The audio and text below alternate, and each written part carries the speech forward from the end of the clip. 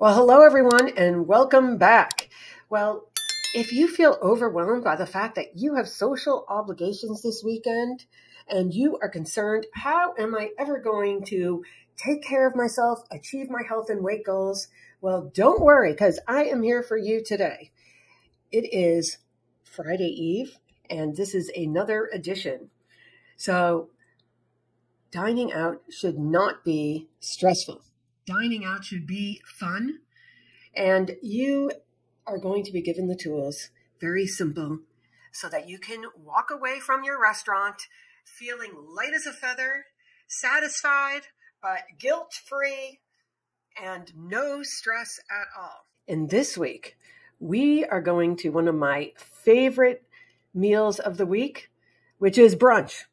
Hi, I am Bonnie London, and after discovering the solutions to my own weight and health issues, it is my mission to come up with simple strategies so that you can also maintain your preferred weight and your health. Because again, socializing with friends and family should be fun, okay? So let's get to this. We are going to brunch. And yes, of course, there are some scary things on the menu, but that's okay because you are going to be armed with a plan. Okay. Are you with me? All right. Let's get things going. We're just going to go right past this little section here. And now we're going to the coffee.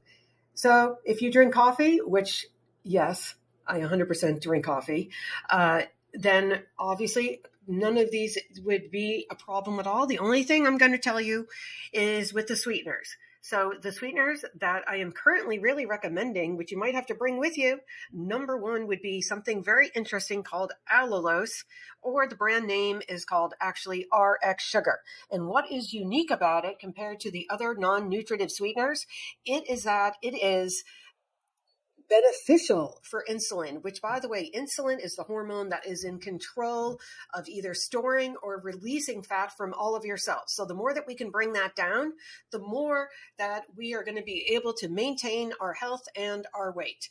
And you can purchase it in small little packets. I have no affiliation, FYI. I just thought I would share the word because this is my passion in wanting to help people. Okay, now moving on to the next section of beverages. I am going to tell you to go straight to either a seltzer water, iced tea, plain water, and just skip over all those other little items there, okay? If you like fruit, eat it whole. We do not juice it because it is a major difference with all the fiber missing, and it spikes your blood sugar. Literally, it's like liquid fat. So sad to say, I am sorry, Tropicana.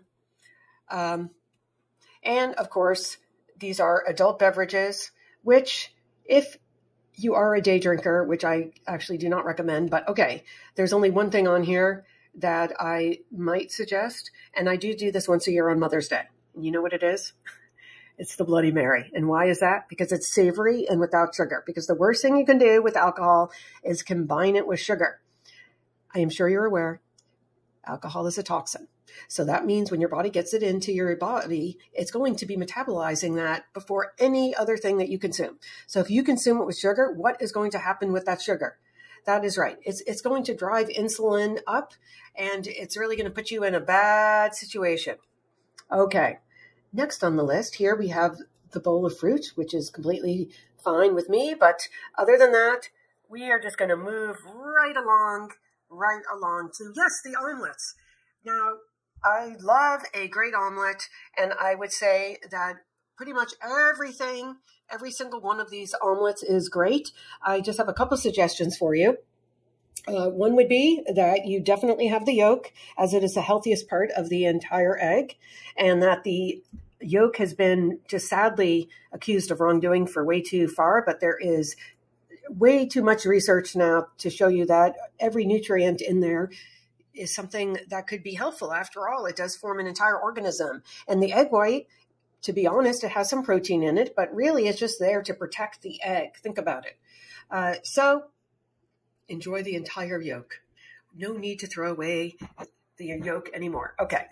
But the next one on the list, really, really critical, is what they are cooking it in. So I want you eating fat and feeling satisfied, but I want you eating the healthy fat, which is what? It is not the vegetable oil that many places cook their eggs in. So what I suggest is asking them to either cook it in butter and tell them you're going to get sick. You can't eat the other stuff. You can't, and you will. It's true. Maybe not within like an hour, but over years, yeah, you're going to get sick.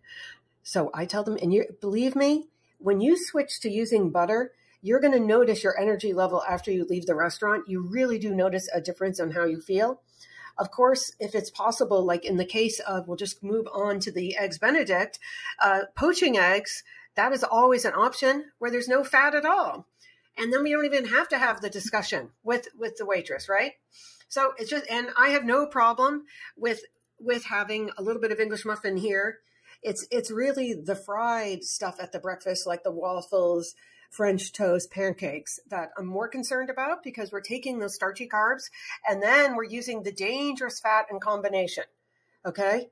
So depending on your level of activity, I think, or if you have any, obviously, food sensitivities, I think that a English muffin could be fine for many people as well. And then I see they do offer, it's so popular, the avocado toast. So, and they have it with an egg on top, which is great. So the idea is, if you like avocado on the toast, fine. I love the monounsaturated fat. But you just want to make sure it's got the protein. And I would probably add like at least 2 eggs. I mean, 1 egg is only 6 grams of protein, considering that most of us should be eating closer to 30 grams of protein at breakfast. I always opt for at least 3 eggs. So that's just another consideration. But other than that, that's it. You're done. Breakfast is over. Oh, wait, I did mention something here. So I noticed that a lot of these omelets, they do come with your choice of bread or even potatoes. But guess what you can do? Not that hard. I get sliced tomatoes, cucumbers, and then I might do the bread. And the reason is, again, it's not about just limiting the carbs. It's unfortunately that how those potatoes are cooked in the back. So I really think if you start making these small modifications, it's not just a long-term strategy for feeling good. You're going to feel good when you leave the restaurant that day. And to me, that's as big as anything else and a huge motivation. All right. Well, I don't think I have anything else to say about this meal. So I am going to wrap it up, but I just want to share with you that I have created a dining out cheat guide, which is in the description below. So please download it and take it with you anytime you dine out. And if you have found this helpful, please, I would love to hear in the comments how you might use this at your next trip for a brunch buffet or something. Okay. Thank you. See you next week.